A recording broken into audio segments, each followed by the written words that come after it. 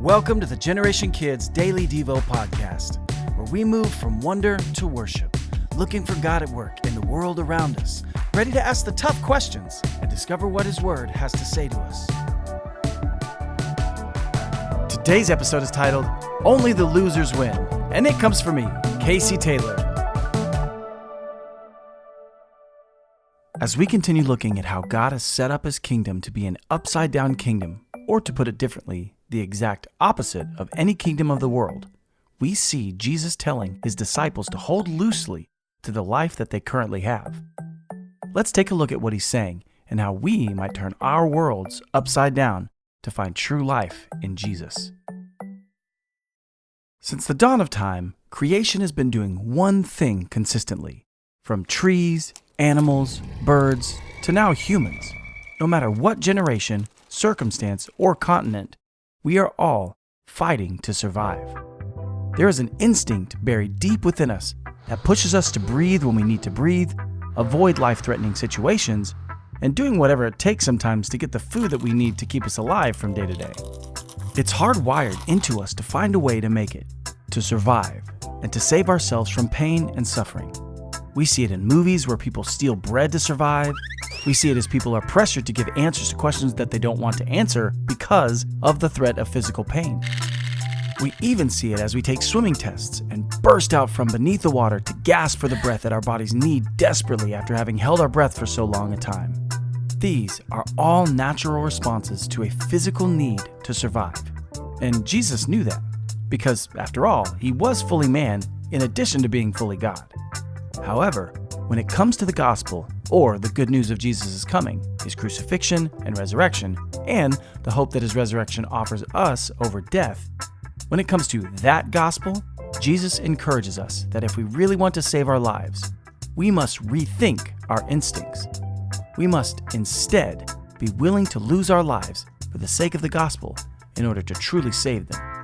For whoever would save his life will lose it, but whoever loses his life for my sake and the gospel's will save it. Mark 8, verse 35. Now, while this might mean standing firm and spreading the gospel in hostile situations, which might actually cost us our lives, it can also mean something a little closer to home in our everyday lives. Jesus is telling us that once we've become a child of God, we were bought at a price. That price was Jesus' life. Therefore, our lives are now no longer our own to live as we please. So in that regard, in order to gain the true life that is to be found in Jesus, we must lose control over our lives, to make choices on our own, and to only do what's good for us, and give control instead over to Jesus, thus losing our lives, so that Christ might live through our lives. It is in that exchange, our lives for Jesus' life, that we truly find the life that God promises as He establishes His upside-down kingdom. Sometimes that will mean laying down our desires, while other times it might actually be laying down our lives to spread the gospel while in dangerous circumstances. The incredible thing about the upside-down kingdom is that by losing our lives, we truly gain them. By laying down our lives and our desires, we get the things that we didn't even know to ask for or that we needed. Things that last forever. Heavenly things that truly bring life. So pray that God will give you kingdom desires, that we might willingly and gladly give up our desires, and that He would give us new instincts towards the eternal, the desires from an upside-down kingdom. Now it's time for Today's Big Question! Today's big question is, what are some desires that you have that you think might be different from the desires that God has for you? What would it look like to lay those desires down so that even though you might be losing the things that you are drawn to for enjoyment, you are instead filled with the desires that bring true life? Ask God to help you fight for desires that help God's upside-down kingdom to come, and that His will would be done.